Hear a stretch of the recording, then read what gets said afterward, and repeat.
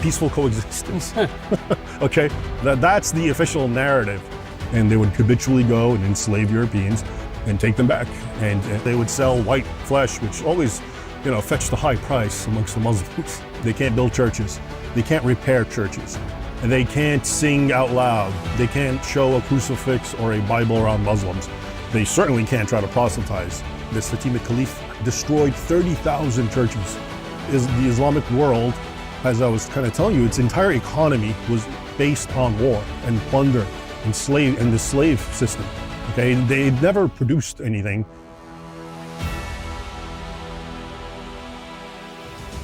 Is radical Islam the greatest threat that we are facing in America today? This was the result of the AmFest poll. The conservative movement seems to believe that the greatest threat that we face today is radical Islam, given the dangers of unchecked immigration from places like Somalia and other radical Islamic places like Dearborn, Michigan, that's sort of overcome by Islam. There does seem to be some merit to this. And I think, in fact, that radical Islam is a huge threat. I think this is correct. Whether we can think of maybe a threat that's worse, maybe we could. But I think that it's fair to say it's one of, if not the greatest threat that we do face in America today.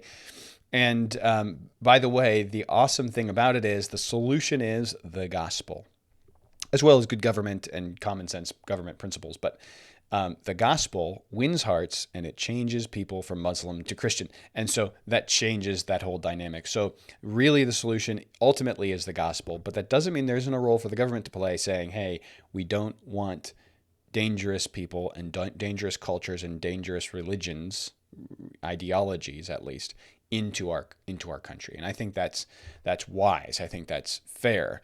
And so we're going to talk about that. This is Josh Barnes. This is the show where we look at everything from a biblical perspective, or at least that's our goal, point of view scriptura. And so here we go. We're going to jump into this episode where we're going to talk about it. And I'm going to use as my sort of content today a video by Raymond Ibrahim. It's actually on trigonometry, an interview that he was interviewed there. And he explained a lot of his research into the Muslim faith. He is a Christian, but I think he is a former Muslim, if I'm correct about that. But he is a Christian today, and he shares a lot of good information.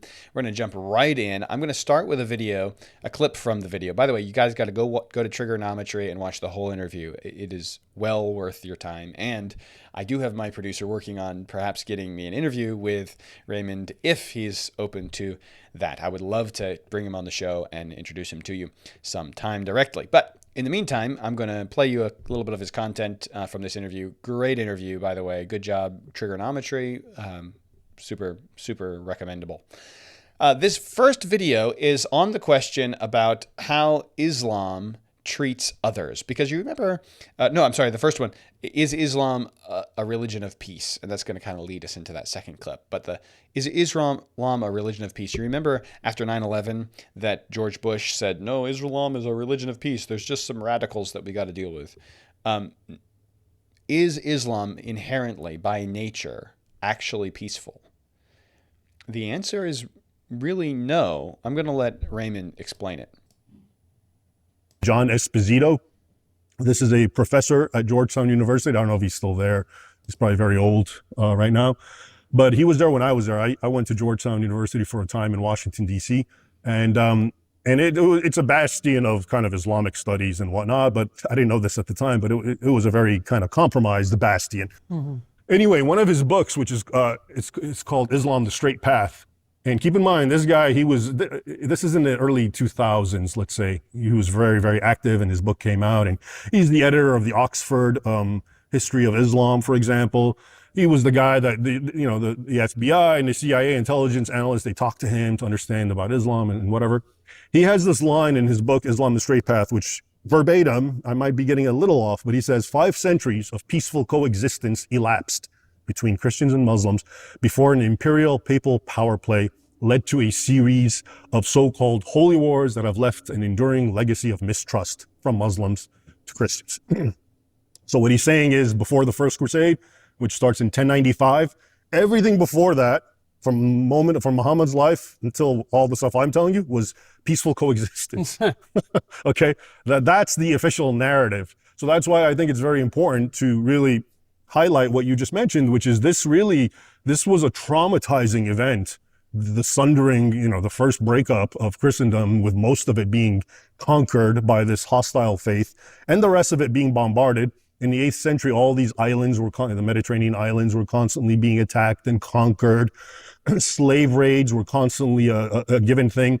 The whole idea of so much of what we know as feudalism and had to do with all the coasts of the southern coasts of Europe. So many people actually abandoned them because they were the site of raids, slave raids coming from the Islamic world now, North Africa, and they would habitually go and enslave Europeans and take them back. And the emporium for white flesh was Cordoba in Spain, which was conquered, like I said, starting in 711, and that was where they would sell white flesh, which always, fetched a high price amongst the Muslims. Yeah. So what we're seeing, what he's saying here is that this is historic Islam. It's always been a violent ideology that has produced violence. And here's the reason why. I actually jotted some of the arguments down. So there are certainly Muslims who would argue that Islam should be it properly is nonviolent, and they'll point to a couple of their scriptures in the Quran. I'll give you a couple of them. I jotted some down. Surah Al-Baqarah 262. Indeed, those who believe and those who are Jews or Christians or Sabians before Prophet Muhammad, those among them who believe in Allah and the last day and did righteousness, will have their reward with their Lord, and no fear will there be concerning them, nor will they grieve. It's sort of like a unifying verse. Surah Al-Baqarah 256. There shall be no compulsion in acceptance of the religion. The right course has become clear from the wrong. So there are verses like that throughout the Quran that some, sort of nonviolent apologists say, listen, proper Islam is peaceful. But there's no doubt that Islam has not been peaceful throughout its history. Like, it's not like it was peaceful and there's a few aberrations where they become violent. Islam has always been violent, and here's the reason why. Because the Quran developed over time, and it wasn't all peace. Surah Al-Baqarah 191. You can tell I don't speak Arabic. It says, and kill them wherever you find them and turn them out from where they have turned you out. And al-fitna is worse than killing. Al-fitna means to disbelieve Islam is worse than being a murderer. And since the penalty for being a murderer is death, the penalty for not believing in Islam has to be death too, because it's worse than being a murderer. Surah Al-Anfal 8:57 through 62 describes enemies of Muslims as the enemies of God, implying that fighting them is a religious duty. Surah Al-Tawbah 9:5. These are just other arguments that other people would make for why it should be violent, and I'm just sharing them with you. But when the forbidden months are past, then fight and slay the pagans wherever you find them, and seize them, beleaguer them, and lie in wait for them in every stratagem of war. But if they repent and establish regular prayers and practice regular charity, then open the way for them, for Allah is oft forgiven, most merciful. So kill them unless they become Muslims, or unless they pray to Allah and give money to you. So the only times you can be at peace with non-Muslims is when they are paying you tribute. That's essentially how this is painted. This is Islam, right? This is what Islam is. So it is inherently, it produces violence. Now someone would say, well, there are violent versions of the Bible. Okay, I think they're misinterpreted if those who believe that the Bible calls for spreading the religion, the Christianity by the sword, don't understand the Bible and are misinterpreting it, right? So they're actually, what I've done is I've given you correctly interpreted verses from the Quran that say violence, right? But it would be a misinterpretation of the Bible to claim that we're supposed to be violent. There are moments in the Bible where God wanted the people of Israel to conquer a land, that he was dealing with a nation. They had to have a land. They had to defend themselves. There was violence involved in that. But they were never, once they had the land, they were never told to go conquer other nations to spread the truth about Yahweh God. They were to just stay right there in Israel and be at peace. Israel, in its most ideal state, was during the time of Solomon, when they had no wars. They were never, like, the ideal was not go out and conquer. The ideal was take your land, keep it, defend yourself, stay there, be at peace. That's the idea. Christianity is, Jesus specifically told his disciples, live by the sword, die by the sword. This is not how we further Christianity, by the sword. So it is the aberration.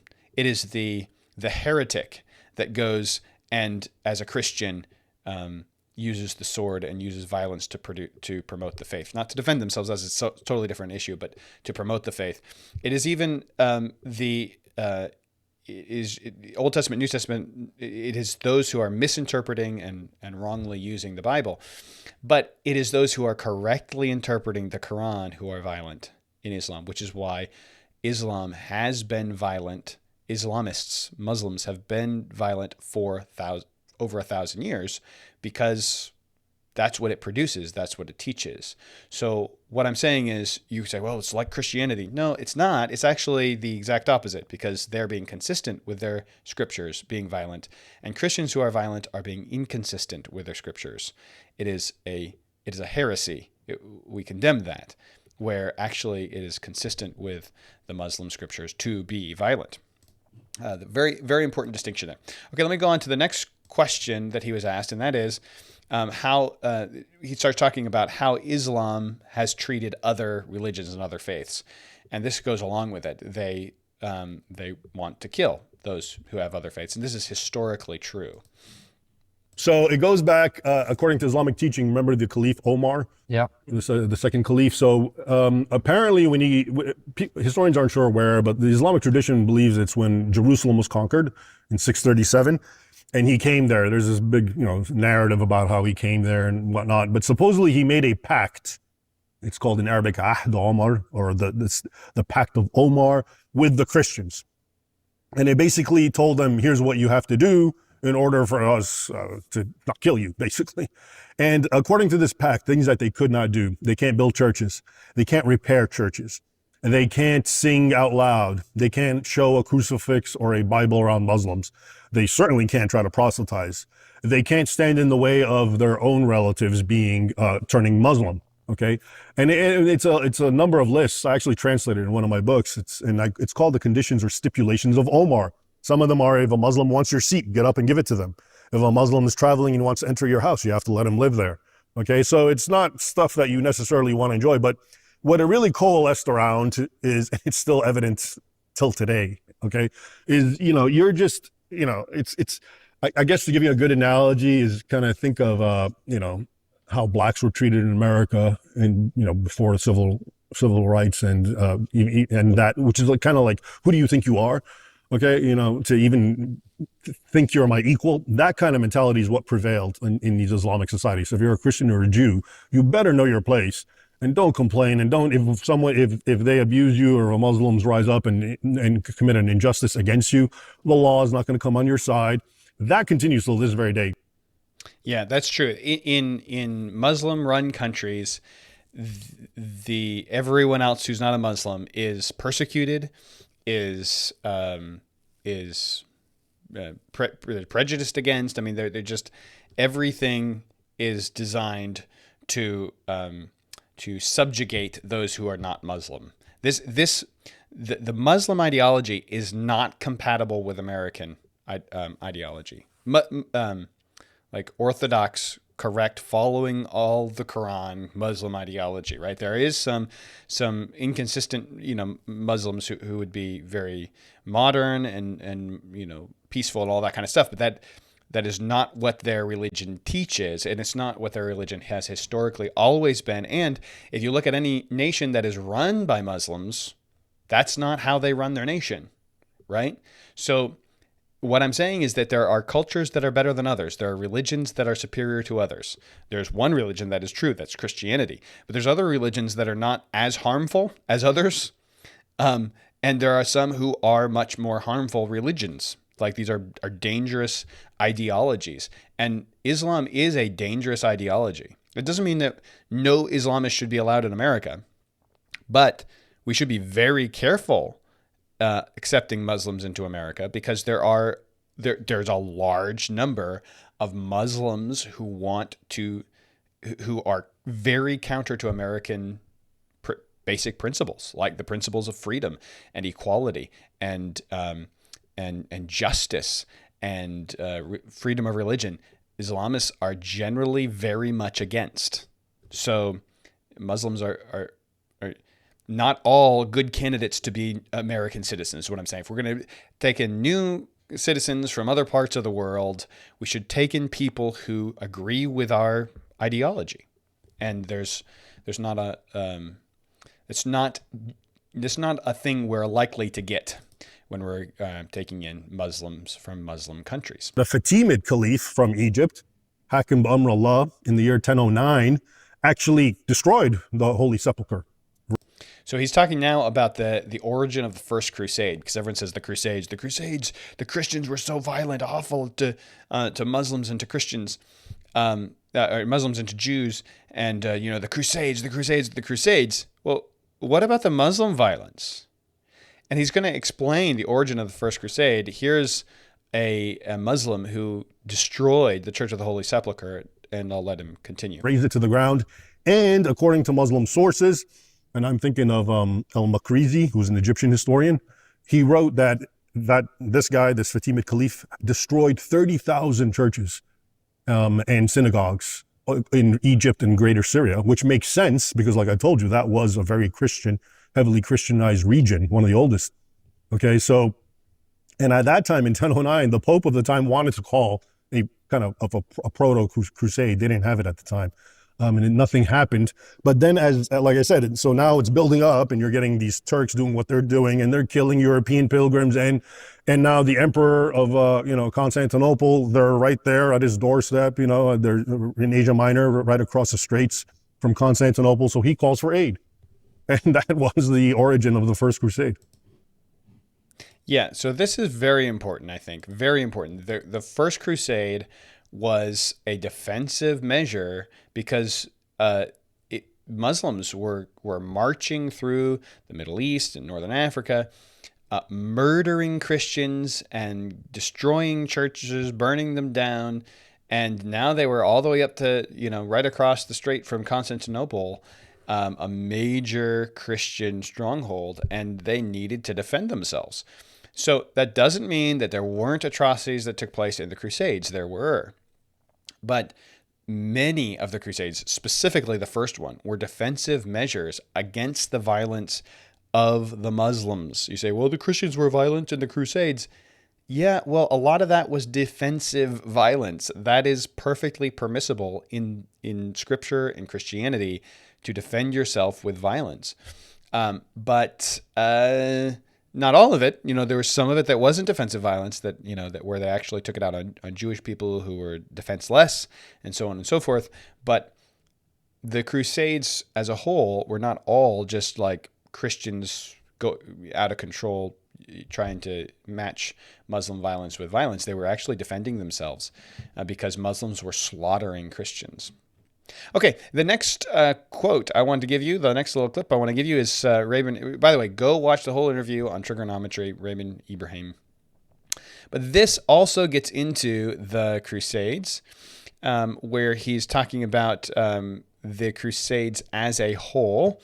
And he just mentioned the First Crusade. This will be where he talks about some of the atrocities that did happen during the Crusades. The First Crusade, defensive measure. Other Crusades were also defensive and perfectly justified. There were some things where, especially atrocities against the Jewish people, that did come out of some wrong, evil that was produced during the time of the Crusades. During the First Crusade, the People's Crusades, or the Peasant Crusade, went off track again and attacked Jews. Okay. And again, the church and the nobles were against that, because that's not, but the logic was, why are we traveling and suffering and going all the way there to fight these Christ enemies when they're right here amongst us? Very important point there, that the church was against it. When the Crusades got off track and weren't defensive and weren't actually army against army trying to defend their land because the Muslims were conquering, the church was against that. When they said, "Oh well, if they're a bunch of pagans and we got to kill them, why don't we just kill these pagans here, the Jews?" That was something condemned by the church, not supported by it. So I think that's a really important point. That even when the Crusades got off track, it was not something that was positive or supported by the church. Now, here's something else that I think is important. He's going to go on in the interview and talk about further on into history, once America has come to be a nation after the Revolutionary War, that the first war of America, it was actually a Muslim war. Like this has been something we've been fighting since our founding. The first war after the revolution that we fought was against the Barbary pirates, and those were Muslims who demanded tribute, or else we're going to plunder. And many of the other nations in the world had been paying tribute to the Barbary pirates, and America now is a new nation, and they're not paying tribute. So they're going to plunder American ships. And so Thomas Jefferson had to deal with this. And I'll let Raymond make more points on that. After that, and now it's its own country, its first war is with Muslims, the Barbary Wars. And again, they're acting exactly on the same logic. And Thomas Jefferson, this great paragon of enlightened thinking, didn't know Islam as well as he should have, because when he met with what the Barbary pirates are doing is actually attack. So this is very interesting because it goes back to the idea of jizya. So a lot of these European powers, and I'll get to your point, but I'm just trying to build it up to show you what happened. But a lot of these European powers, instead of fighting with the Barbary Muslim pirates of North Africa, whose entire economy consisted of slave raids on Europeans, as far as Iceland they would go and enslave them, started just paying them off, which the Muslims took as jizya, tribute. Okay. Now, when the U.S., the United States of America, broke away from Britain, it was no longer covered by Britain's jizya payments. And once the Muslims found that out, they started attacking American vessels in the Atlantic and in the Mediterranean and enslaving them and engaging all sorts of horrific, abuses against them. I talk a lot about that in one of my books, Sword and Scimitar. Actually, I have a whole chapter about it. Because if you really read about what was happening to European slaves, including these American ones, it was really sick stuff. Anyway, so that's what provoked the first war of America with the Barbary. But when Jefferson and John Adams met, they tried to, find a diplomatic solution. So they met with one of the ambassadors from Barbary, Abdul something. And they say to him, "Hey, why can't we just have peaceful trade and work together, etc." Typical Americans. And he basically, he sounds like an ISIS guy. He goes, "Our prophet and our holy book says you are the infidel, you're the enemy, and it's our right to plunder, kill, and enslave you until you acknowledge Allah alone." Yeah. So, and this is historic Islam, guys. This is what Islam has always been. Even today, there's a massive slave trade in Islamic countries. They own slaves. They sell slaves. We think of slavery as in America, we think of it as people from Africa being stolen by white people and brought to America. Actually, people in Africa were never stolen by white people. They were stolen by black people in Africa and sold to white people. But even that, white people were the first people to actually end slavery in the world. The world has always owned slaves. And if you were to count up all the slaves that were ever owned in all the world, the majority of them were probably white people. And many, many, many, many of them were owned and still are owned by Muslims. If you are anti-slavery, you need to be anti-Islam, or at least anti most of Islamic countries in the world. You should be against them because they are pro-slavery. And yet somehow the American left doesn't see that as a inconsistency. They're big for the Muslim countries, but we're against slavery, we're not racist. Well, wait a minute. Muslims are racist, majorly racist. And I think that's something that we often forget. We're starting to run out of time for the episode today, so I'm going to give you just a couple more clips here from Raymond Ibrahim. This time he's going to talk about the strengths and weaknesses of Islam, which I think is fascinating, and what's going on today and how they're invading countries, but they're really quite weak militarily speaking. Like the Islamic countries are not strong countries, but yet the ideology is spreading. And how is that happening? Because they're not in a strong position right now. I think this is a very interesting point. Is the Islamic world, as I was kind of telling you, its entire economy was based on war and plunder and the slave system. Okay, they never produced anything the way Europe eventually went to, especially technologically and militarily. So I think once any Muslim region power is unable to conquer and plunder, it has no economy and it starts falling apart. Natives from the colonial era, they talk about it as the greatest time. This is the time when we had learning, when we had medicine, when we had science and technology, because the Europeans also brought this stuff with them. They did, right? Whereas, if you look at places that Islam conquered, there's places in Spain where they had that constant war in the middle. You had the Christians in the north that are just until now like infertile and just totally devastated. Islam's appeal was it's the strong horse, and if you join us, you get all these benefits that we were talking about. And once Muslims start seeing that wasn't the case, it really fell by the wayside. In as much as the West exuded power and confidence, Muslims followed it, and which is human nature. Whoever's strong or smarter than you or whatever you can learn from, you're going to try to emulate. But once the West sort of started hating itself and promoting everyone else, so let's say in the 1960s, just to give a rough date, where all of a sudden now, it was all how the narrative became Europeans are the horrible people, everyone is great, and in fact, Islam is even better, and Islam is what a wonderful religion. I think that actually pushed Muslims back. It's very easy to have contempt and disdain for someone who just disrespects themselves and fawns over you. That's just human nature. They basically said, yeah, you're right. You're just a bunch of dirty infidels. So this is exactly what you would expect, right? When we disrespect ourselves and say, look at all of our atrocities. Muslims are a religion of peace. What Muslims hear is, oh, they're weak, right? But actually, Islam hasn't really produced much of anything ever. Like, Islam has only produced war and violence. It doesn't produce thriving societies. It doesn't produce positive results. This is a bad ideology. It's a bad religion. It's a dangerous one, and has produced lots of danger around the world, even to this day. And it's an ideology that needs to be defeated, like 100% needs to be defeated. I'll give you one more clip from Raymond Ibrahim before we run out of time today. This is on the fact that Islam is weak right now.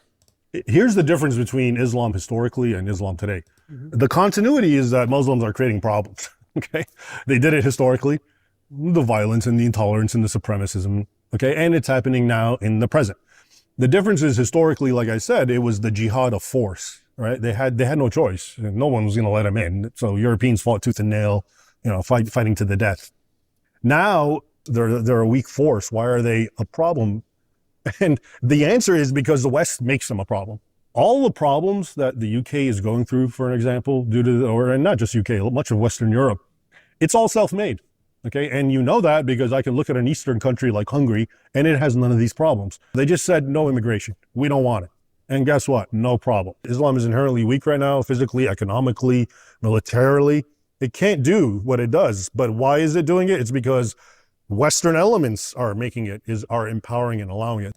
Yep. It's leftist ideology in the West that has given a strength to Islam that it hasn't earned. Islam is on the way out militarily, in really every way, except for in the West, it's on the way up. Because why? Well, because we can't have closed borders, and we can't discriminate, and we can't do all this stuff. Well, I think that's foolish. I think we do need to discriminate against dangerous things, and I think there is a large number of dangerous ideologies and thoughts and things that come from Islam. And I think we have to acknowledge that. So when Tucker Carlson says radical Islam isn't a threat, I think he's wrong. When the conservatives at AIMFest say, look, the biggest threat that we face as a country is radical Islam, I think that's absolutely true. I just don't think that what they're thinking of is actually radical Islam. It's just it's proper it's Islam historically. It's historical Islam is what we're talking about. This is the problem. Now there is some modern Islam that's Muslims that are peaceful and all that kind of stuff, but that does not mean that the ideology itself produces peace. It is counter to their own ideology that they are peaceful. The religion itself actually produces dangerous conditions for a society like America that values equality and freedom and individual liberties and all of those things. The Muslim faith is counter to those things. It's against us. And it always has been since the very founding of the country. And I think it's important that we remember that and pray that God will help us defeat this very dangerous ideology. Thanks for joining us today. We'll see you next time on Point of View.